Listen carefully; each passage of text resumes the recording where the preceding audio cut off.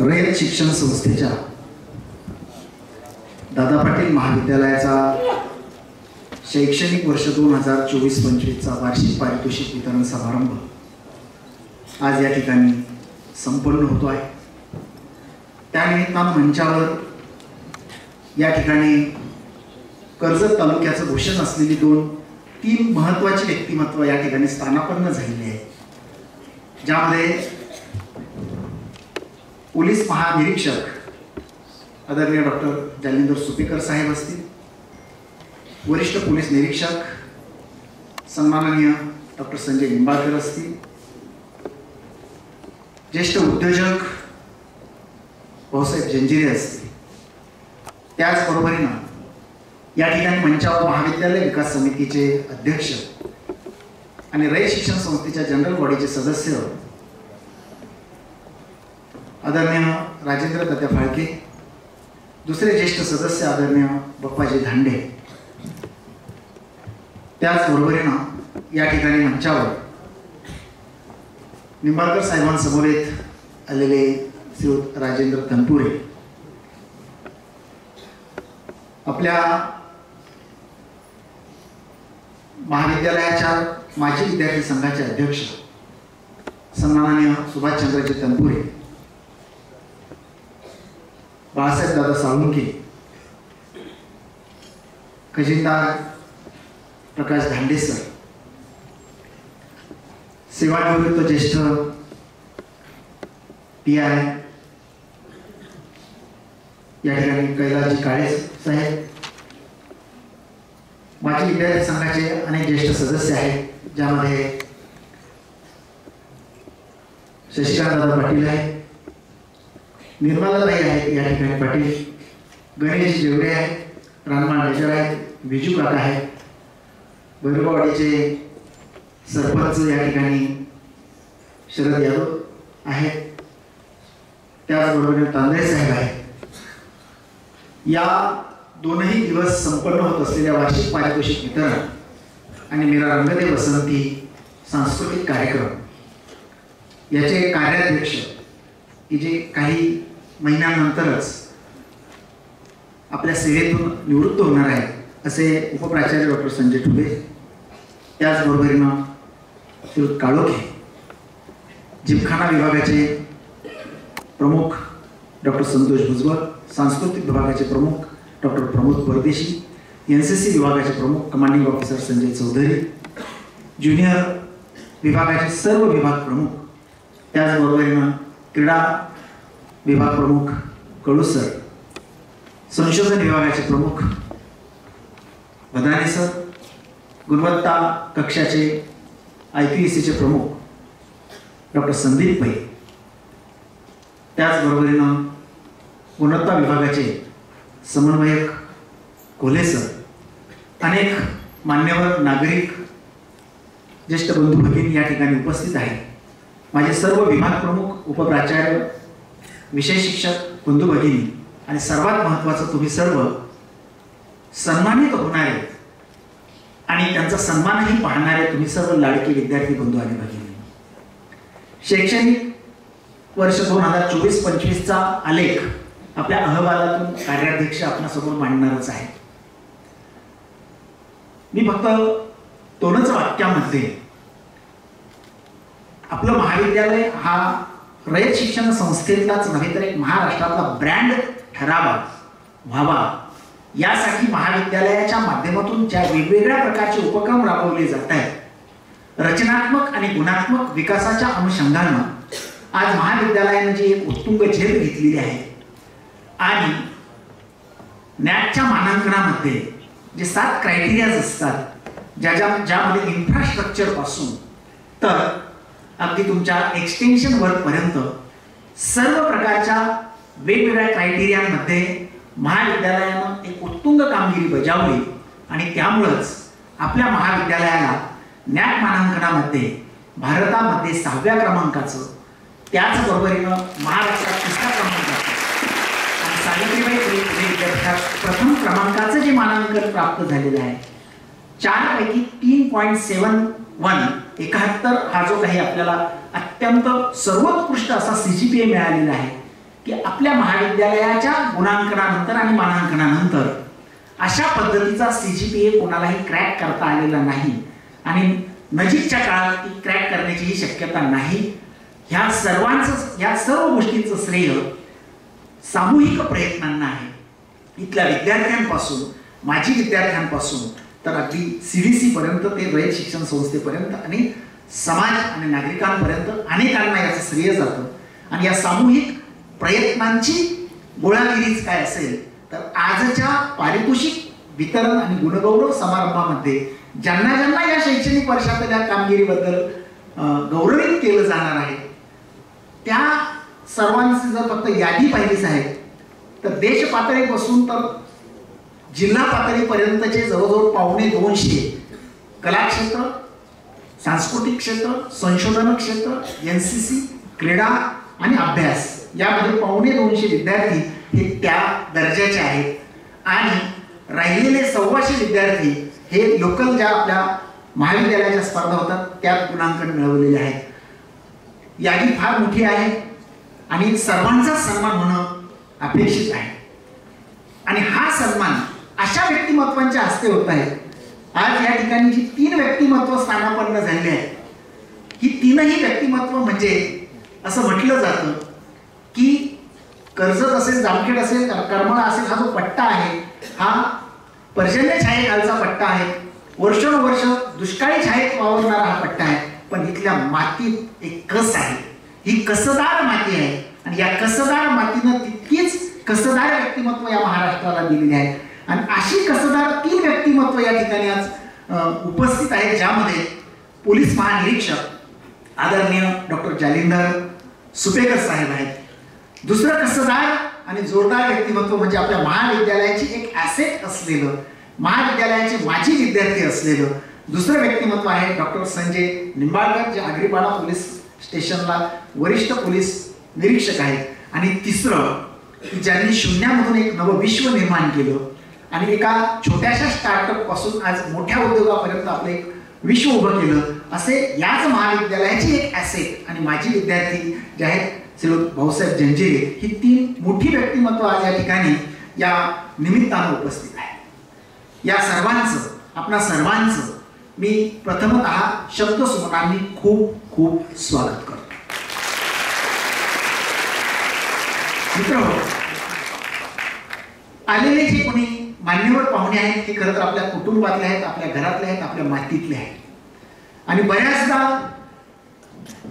आपल्याला हिणवलं जातं परंतु आपल्यामध्ये काय ताकद असते ते सांगणारी ही व्यक्तिमत्व आहेत. खूप व्यक्तिमत्व या मातीनं घडवलेली आहेत, या महाविद्यालयानं पण घडवलेली आहेत. आणि त्यातलं या मातीतलं एक व्यक्तिमत्व आज प्रमुख पाहुणे म्हणून उपस्थित असलेलं ते म्हणजे डॉक्टर जालिंदर सुपेकर साहेब. खरं तर BVSc and H ही त्यांची पदवी. म्हणजे पशुवैद्यक शास्त्रामध्ये पदवी घेतलेल्या माणसानं विविध प्रकारच्या प्राण्यांचं मानसशास्त्र अभ्यास, पण प्राण्यांचं मानसशास्त्र अभ्यासणारी आणि पोलीस खात्यात काम करणारी ही व्यक्तिमत्व नंतर माणसाच्या मनात लपलेल्या जनावराचा शोध घेण्यासाठी पोलीस खात्यामध्ये सहभागी झाला आणि पोलीस उपअधीक्षक म्हणून ज्यांची 1995 साली नियुक्ती झाली. पोलीस खात्यामध्ये प्रवेश केल्यानंतर, पोलीस उपअधीक्षक म्हणून प्रवेश केल्यानंतर महाराष्ट्रातल्या कानाकोपऱ्यात विविध ठिकाणी त्यांनी वेगवेगळ्या प्रकारची कामगिरी केली. मग ते परभणी असेल, सातारा असेल, कोल्हापूर असेल किंवा पुण्याला असताना उपआयुक्त पदाचा पदभार त्यांनी सांभाळला. CIDच्या क्राईम ब्रँचला त्यांनी उपअधीक्षक म्हणून काम केलं. नाशिकला गेल्यावर उपसंचालक म्हणून काम केलं आणि पुन्हा आता पुण्याला आल्यानंतर गुन्हे अन्वेषण विभागामध्ये पोलीस उपमहानिरीक्षक म्हणून काम करत असताना जो काही तुरुंग विभाग आहे त्या तुरुंग विभागामध्ये एक वेगळ्या कामाचा ठसा त्यांनी उमटवलेला आहे. मी मुद्दाम सुरुवातीला सांगितलं की पशुवैद्यक शास्त्रात पदवी म्हणजे प्राण्यांचं मानसशास्त्र तिथं अभ्यासावं लागतं. बोलता न येणाऱ्या प्राण्यांचं मन जाणावं लागतं आणि उपचार करावे लागतात. परंतु माणसाच्या आत जे प्राणी लपलेले असतात, मग ते लैंगिक अत्याचाराच्या अनुषंगाने असते किंवा सेक्स रॅकेटच्या अनुषंगाने असतील किंवा अंमली पदार्थाच्या अनुषंगाने असतील, त्यांनी ज्या काही कामगिऱ्या बजावलेल्या आहेत, ज्या सर्वात महत्वाचं म्हणजे लैंगिक अत्याचाराच्या संदर्भामध्ये 26 अट्टल गुन्हेगारांना अटक करून त्यांच्यावर जी कार्यवाही झाली, त्यांना शिक्षा झाली. साताऱ्याला असतानाच एक फार मोठं सेक्स रॅकेट त्यांनी या ठिकाणी ओपन केलं आणि गुन्हेगारांना शिक्षा केली. तसंच कोल्हापूरला असतानाही एका सेक्स रॅकेटचा पर्दाफाश त्यांनी केला आणि दीपा सिंह सारख्या एका दलाल महिलेला शिक्षा सुनावली. एवढंच नव्हे तर पुण्यामध्ये उपायुक्त पदावर काम करत असताना 4 कोटीहून अधिक रकमेच्या अंमली पदार्थाचा व्यापार जो त्यांनी खुला केला, पकडून दिला आणि त्यातला एक फार मोठा जो काही स्मगलर आहे, ज्याला फिरोज बंगाली असं या नावानं ओळखलं जात होतं, त्याच्या गँगचा पर्दाफाश केला. आणि हे करता करता नैना पुजारी केसचं जे प्रकरण आहे त्यातल्या आरोपीला फाशीच्या शिक्षेपर्यंतची तरतूद होण्यापर्यंतचा तपास केला आणि त्या तपासाला अंतिम विराम दिला. अशी ही जी काही एकूण त्यांची कामगिरी पाहिल्यानंतर आणि त्याच बरोबरीनं पोलिसाच्या आतही एक माणूस असतो आणि मग पोलीस खात्यात काम करणाऱ्या विविध प्रकारच्या पदांवरच्या व्यक्तींच्या किती वेगवेगळ्या प्रकारच्या अडीअडचणी असतात, त्या राहण्याच्या जागेपासून तर अगदी कोविड सारख्या महासंकटाला सामना करण्यापर्यंत. पण त्यातला जो वेलफेअर नावाचा पार्ट आहे तो अत्यंत प्रभावी पद्धतीने त्यांनी सांभाळला आणि पोलिसांना एक मानवी दिलासा देण्याचं काम त्यांनी काम करत असताना केलं. आणि हे सगळं होत असताना महाराष्ट्र शासनाला एक आदर्शवत अशा पद्धतीचा प्रोजेक्ट ज्यांनी जो दिलेला होता, ज्यामध्ये युवा सुरक्षा अभियान असेल किंवा जे काही समुपदेशनात्मक काम असतं की त्याच्याबद्दल त्यांना 2011 साली पोलीस महासंचालक सन्मान चिन्ह देऊन गौरवण्यात आलं आणि 2015 साली जळगावला तिथल्या सामाजिक जी काही एक परिस्थिती निर्माण झाली होती ती कंट्रोल करून एक सौहार्दाचं वातावरण निर्माण केलं, म्हणून महात्मा गांधी पीस ज्याला शांती पुरस्कार त्यांना बहाल करण्यात आला. अशी ही अनेक प्रकारची उल्लेखनीय कामगिरी करणारं हे व्यक्तिमत्व, आपल्या मातीतलं, आपल्या तालुक्यातलं एक व्यक्तिमत्व, आपलं भूषण असलेलं व्यक्तिमत्व आज या ठिकाणी प्रमुख पाहुणे म्हणून आपणास लाभलेलं आहे. मी आपल्या सर्वांच्या वतीनं आणि आपल्या संकुलाच्या वतीने त्यांचं पुन्हा एकदा खूप खूप स्वागत करतो. दुसरं व्यक्तिमत्व, मी कर्जत तालुक्यामध्ये प्रवेश केल्यानंतर ज्या काही व्यक्तींच्या प्रेमात पडलो त्यातलं एक व्यक्तिमत्व म्हणजे डॉक्टर संजय निंबाळकर. आणि अगदी पहिल्याच दुसऱ्या आठवड्यातच त्यांचं आणि आपल्या तात्यांचे चिरंजीव यांचं एक संयुक्त व्याख्यान झालं आणि आमची तेव्हापासून जी गट्टी जमली आणि तेव्हापासून तर आजपर्यंतची ही गट्टी प्रेमात त्याचं रूपांतर झालं. आणि माझ्या हाकेला कधीही ओ देतात आणि धावून येतात ते दादा पाटील मध्ये शिकणाऱ्या मुलांसाठी, कारण मी या महाविद्यालयाचा माजी विद्यार्थी आहे. त्यांच्या रक्ताच्या कणाकणात तो अभिमान दडलेला असतो आणि बोलण्याच्या शब्दातून प्रकट होत असतो. खरं सांगायचं तर सिनियर PI म्हणून ते आता ज्या आगरीपाडा पोलीस स्टेशनला काम करतायत सहज, सुपेकर साहेब म्हणजे तुम्हाला सुट्टी भेटली कशी, याच्यावरून लक्षात घ्या आगरीपाडा पोलीस ठाण्याचा वरिष्ठ पोलीस निरीक्षक म्हणून काम करणाऱ्या व्यक्तीला किती म्हणजे 16 वर्ष तिथलं काम असू शकेल. आणि आगरीपाडा म्हटलं की दगडी चाळ म्हटलं की XYZ, हे सगळं तुम्हाला माहित आहे. आणि अशा ठिकाणी काम करत असलेलं हे व्यक्तिमत्व आज केवळ तुमच्या प्रेमापोटी आपल्या हाकेला ओ देऊन धावत आलंय. आणि साहेबांनी या महाविद्यालयाच्या पाठीशी नेहमी बळ उभं केलं. मार्गदर्शनाचं तर केलं, परंतु त्याच बरोबरीनं स्वतःच्या खिशाला जळ सुसून आतापर्यंत 2 लाख रुपये त्यांनी गरीब विद्यार्थी फंडासाठी आपल्याला उपलब्ध करून दिले. आणि हे झालं आजपर्यंतच. त्यांनी आल्या आता मी सेवा पूर्ती माझी होते आहे आणि मला काहीतरी कॉलेजच्या मुलांसाठी करायचं म्हणून लगेच 1,51,000चा चेक लिहिला आणि तो माझ्या हाती सोडला. मला आश्चर्याचा धक्का बसला. न मानता या माणसानं आपली झोळी अक्षरशः अशा पद्धतीने उघडी केली आहे. याचा अर्थ तुमच्यावर या माणसाचं किती प्रेम आहे लक्षात. आणि मी ज्या कॉलेजमध्ये घडलो, ज्या कॉलेजमध्ये शिकलो, ज्यामध्ये मी संघर्षाचा मोठा प्रवास केला आणि हा प्रवास साधा नव्हे तर सायकलवर कॉलेजला येण्यापासून तर पायात चप्पल नसल्यापासूनचा प्रवास आणि शेवटी अमेरिकेच्या ग्लोबल युनिव्हर्सिटीची PhD मिळवण्यापर्यंतचा प्रवास, असं हे व्यक्तिमत्व.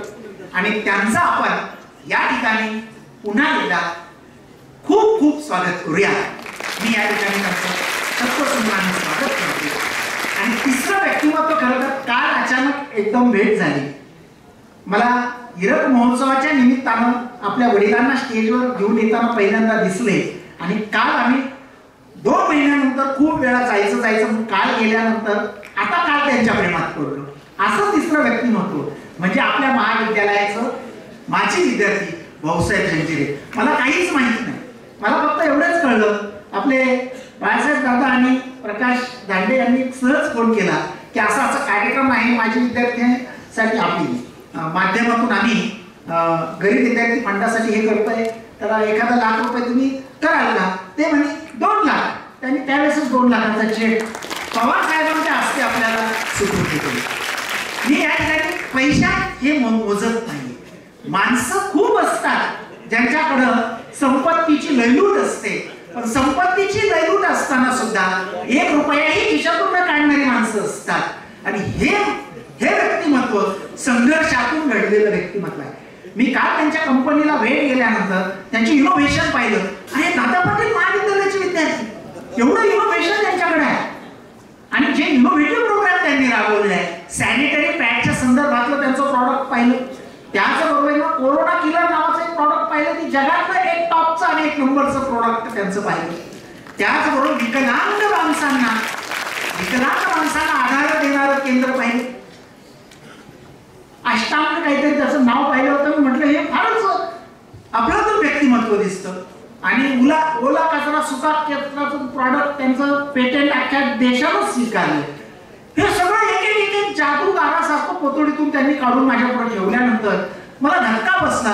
अरे एवढं कल्पक, एवढं इनोव्हेटिव्ह हे व्यक्तिमत्व आणि दादा पाटील महाविद्यालयाचे विद्यार्थी. आणि हे सगळं करून त्यांचा तो सगळा 40-42 एकरचा परिसर पाहिल्यानंतर काय दाखवू आणि काय नको असं, म्हणजे पर्यावरणाच्या संदर्भातलं त्यांचं काम, विकलांग व्यक्तींसाठीचं त्यांचं काम, हे सगळं पाहिल्यानंतर मी म्हटलं उद्या तुम्हाला यायचंच, आम्हाला तुमचा सन्मान करायचा. आणि त्यांनी ते स्वीकारलं. आज ते आले. मी त्यांचं देखील आपल्या सर्वांच्या वतीनं पुन्हा एकदा खूप खूप स्वागत करतो. खरं तर ते विनोदी पाहुणे नाही, पण त्यांनी घरातला कार्यक्रम समजून अगदी कुठल्याही निमंत्रणाची वाट न पाहता ते आज आले आहेत. मी त्यांचंही खूप खूप स्वागत करतो. आणि पुन्हा एकदा मंचावरील सर्वांचं, ज्यांचा नामोल्लेख राहिला असेल कदाचित खूप आहे असे मान्यवर, आपणा सर्वांचं आणि माझ्या लाडक्या विद्यार्थ्यांचं परत एकदा स्वागत करतो आणि थांबतो. धन्यवाद. जय हिंद, जय भारत.